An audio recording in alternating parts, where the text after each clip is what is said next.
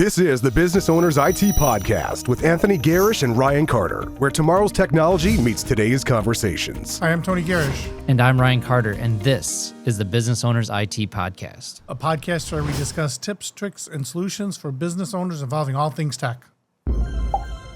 Nice. It's what everybody's talking about, right? There's an AI bubble that's going to burst. Everything's got a bubble. You know, I mean, we are looking at, like, again, tech valuations are very high. People are burning cash. They're spending money. Some people don't have sustainable ways of getting that money back.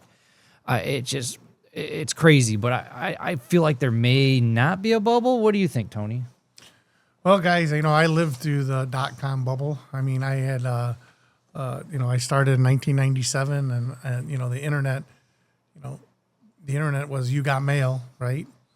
And we've seen a lot of companies, big companies spend, lots and lots of research and development cash to get on the internet.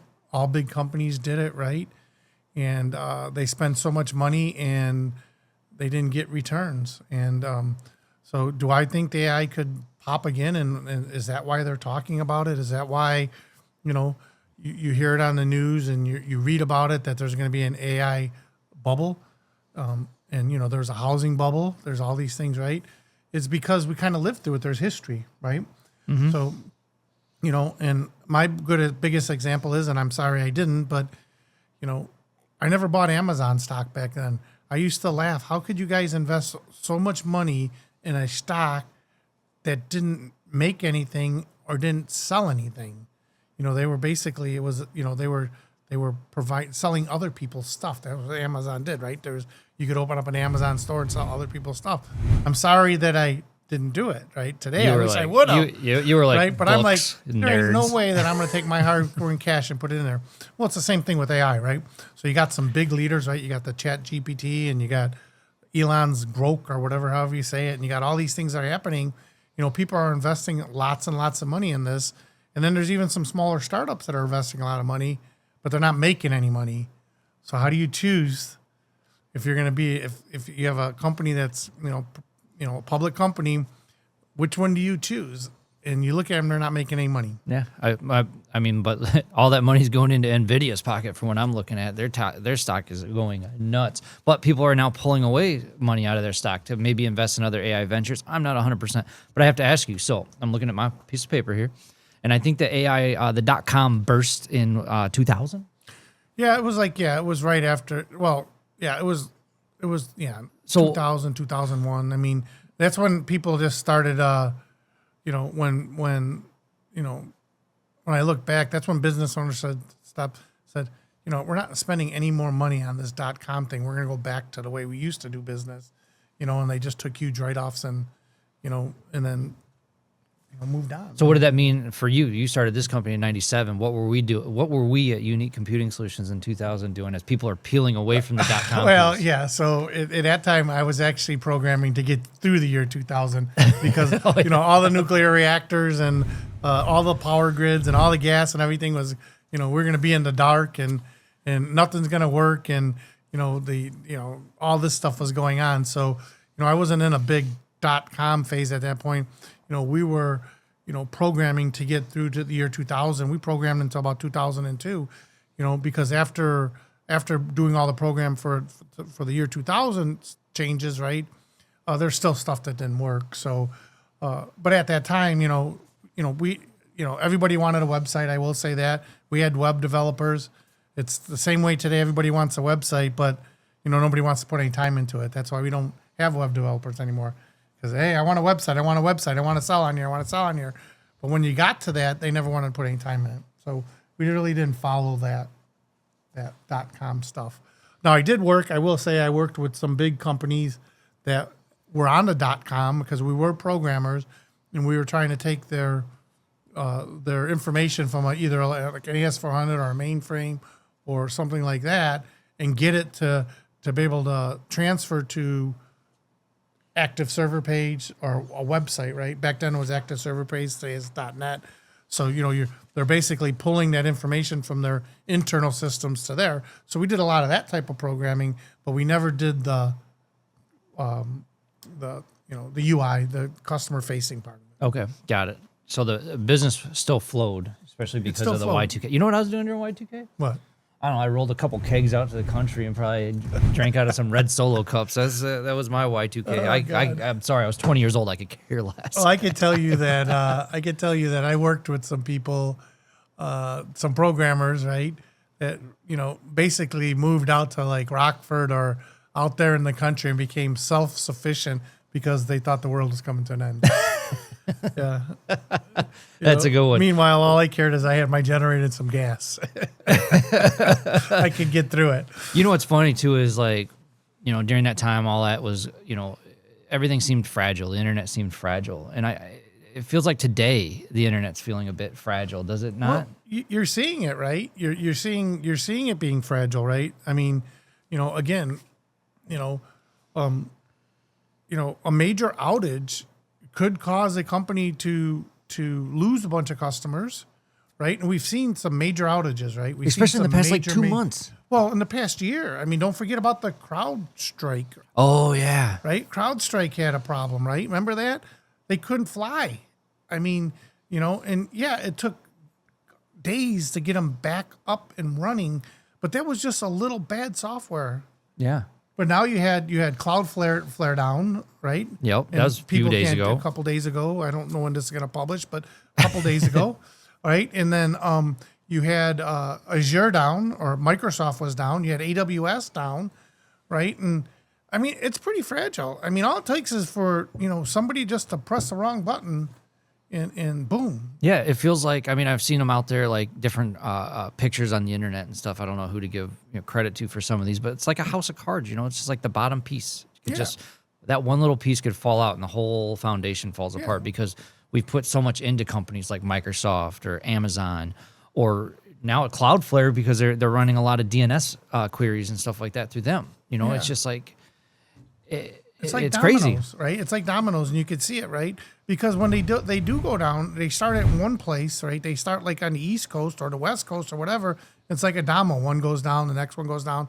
We're reporting down. Before you know it, it's going around the whole globe, and then it has to go the same way. It has to come back up, as it goes around the globe, and it takes time. And people like, I still say today, the internet and email is not reliable. It's not reliable. It's not. No. You can't guarantee that somebody got your email, right? And you can't guarantee that you're going to come into work and the thing is going to, your internet's going to work. Yeah, some hard charging intern maybe busting his work late at night, push a little bit of code out, and then all of a sudden Cloudflare's down for a week or something like that. Right, and that's that case. But how about the case when you see Comcast go down, and all of a sudden it starts going down for our customers? We'll see it. Oh, Comcast is down here. Next thing you know, oh, Comcast is down here, and you can just see all of our customers start to go down all over the Chicagoland area. Yep. Or the other way, right? Comcast is up, but AT&T's main section, right?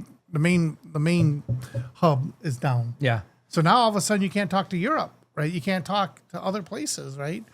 So My favorite is when Comcast is down, like at all the client sites and stuff, and then someone from here is like, "Hey, we should send an email to these guys to let them know that Comcast is down." Yeah, they'll get it. yeah, right. Yeah. So and again, you talked to we earlier into this, we were talking about something happening like the .com bubble, right?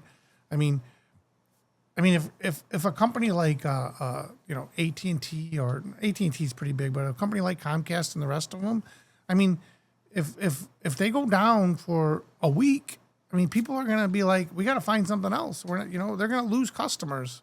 Yeah. I mean, what would you do? Become a paper salesman. Right. What would you do? Right.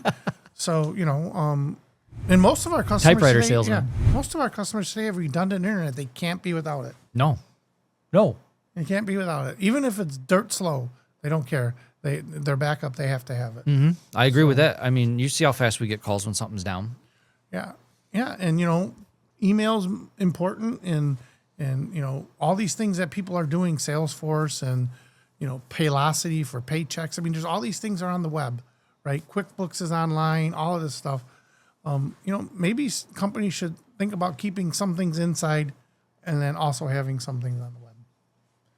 so that they can continue to work. You know what I'm saying?